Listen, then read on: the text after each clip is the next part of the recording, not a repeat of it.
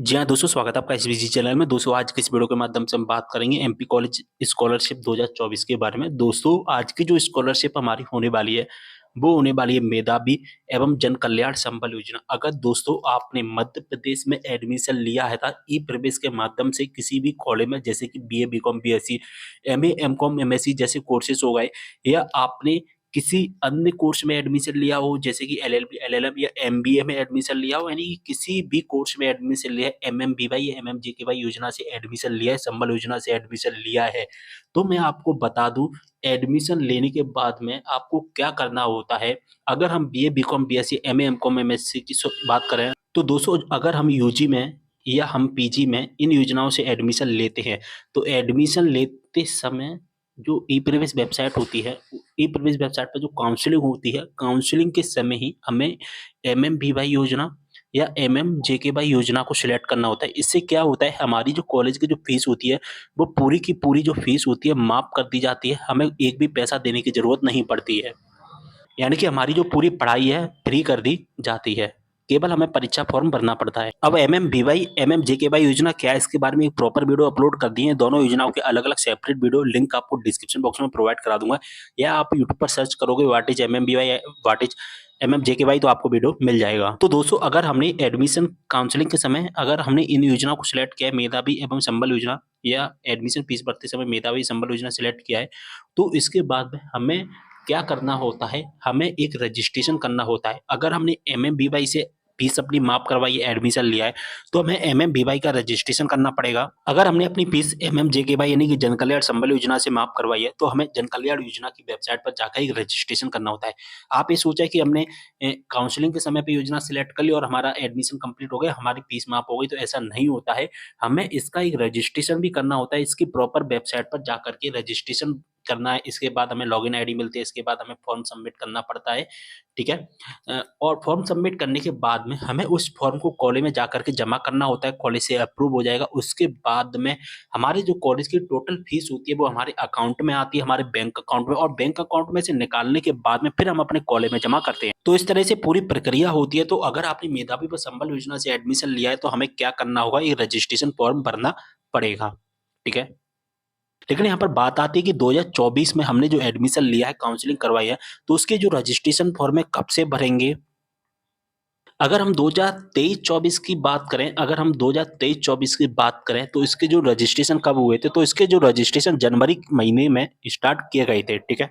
तो इसी हिसाब से अगर हम अंदाजा लगाएं, तो लगभग नवंबर दिसंबर के महीने में हमारे रजिस्ट्रेशन स्टार्ट हो जाएंगे।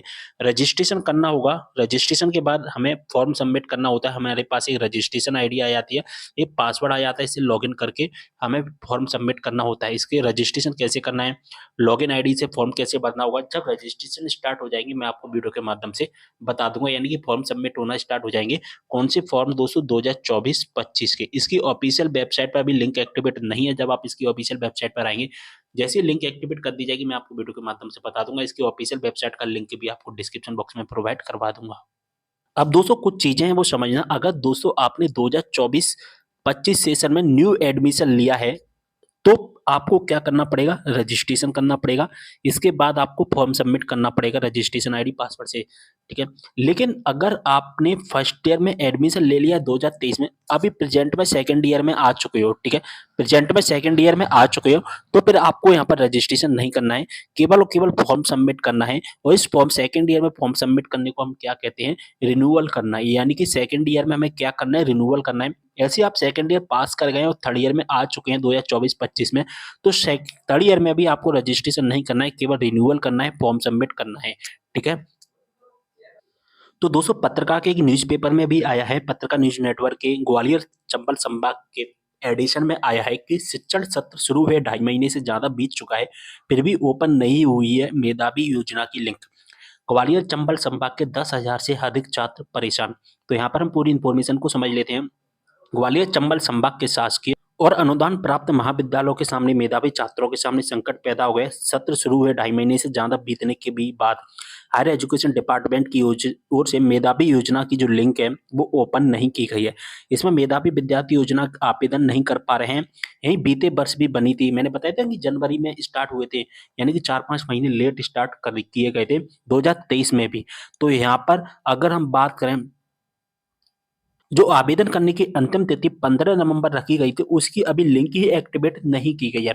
अब ऐसा माना जा रहा है कि 1 दिसंबर से लिंक ओपन हो जाएगी। मैंने आपको बताया था कि दिसंबर के महीने में ज़्यादातर स्टार्ट हो जाते हैं फॉर्म, ठीक है? तो दिसंबर तक आप थोड़ा वेट करिए। ऐसे छात्र जो बीए, बीकॉम, बीएससी, बीबीए सहित स्नातक कोर्स के छात्रों को मेधावी योजना का फ़ायदा मिलता है, लेकिन नहीं, और लिंक ओपन नहीं होने के कारण शहर के बहुत सारे स्टूडेंट हैं, 10,000 स्टूडेंट, जिनके सामने परेशानियों का सामना करना पड़ रहा है।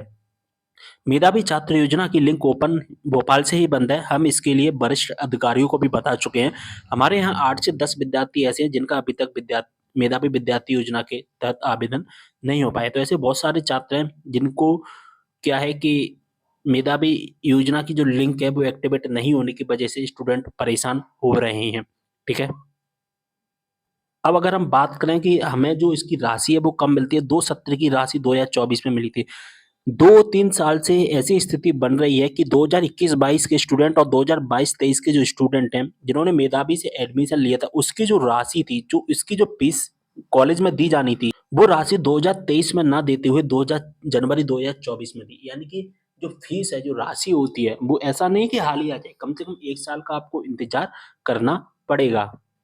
तो दोस्तों, जैसा कि देख पा रहे हैं, जब हम इसकी ऑफिशियल वेबसाइट पर आते हैं तो यहाँ पर एक मैसेज मिलेगा हमें, जैसे आप लॉगिन करेंगे इस वेबसाइट को, जो कि हमें कुछ इस तरह का दिखाई देगा। यहाँ पर लिखा गया है कि मुख्यमंत्री मेधावी विद्यार्थी योजना में पोर्टल पर 2023-24 सेशन के यहाँ पर जो नवीनीकरण नवीनीकरण रजिस्ट्रेशन नहीं, नवीनीकरण है, जैसा कि मैंने अभी आपको बताया था, 31 अगस्त जो लास्ट डेट रखी गई थी उसे 15 नवंबर कर दिया गया है। यानी कि अभी जो फॉर्म सबमिट हो रहे हैं वो केवल और केवल 2023-24 सेशन के सबमिट हो रहे हैं, ना कि हमारे 2024-25 सेशन के। अगर आप यहाँ पर नीचे देखोगे तो यहाँ पर दो आप कहोगे 2024-25 लिखा है, नहीं, ये केवल संस्थाओं के लिए, ना कि स्टूडेंट के लिए, ठीक है? ऐसे ही जब आप एमएमजेकेवाई की वेबसाइट पर आओगे तो वहाँ पर भी कुछ इस तरह का ही मैसेज आपको दिखाई देगा। चलिए वो भी बता देता हूँ आपको।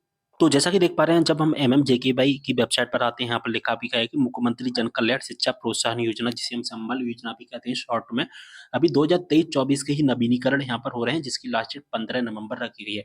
यहाँ पर भी अभी 2024-25 सेशन के यहाँ पर स्टार्ट नहीं हुए, ना तो न्यू रजिस्ट्रेशन स्टार्ट हुए, ना ही नवीनीकरण यानी कि रिन्यूअल स्टार्ट हुए हैं। तो जैसे स्टार्ट हो जाएंगे मैं आपको बता दूंगा कि न्यू रजिस्ट्रेशन हमें कैसे करना है फर्स्ट ईयर स्टूडेंट को, साथ ही सेकंड और थर्ड ईयर के स्टूडेंट को रिन्यूअल कैसे करना है वो भी मैं आपको वीडियो के माध्यम से बता दूंगा जब भी स्टार्ट हो जाएंगे। तो वीडियो को शेयर कर देना। मिलते हैं अगले वीडियो में एक और जानकारी के साथ, तब तक के लिए बाय।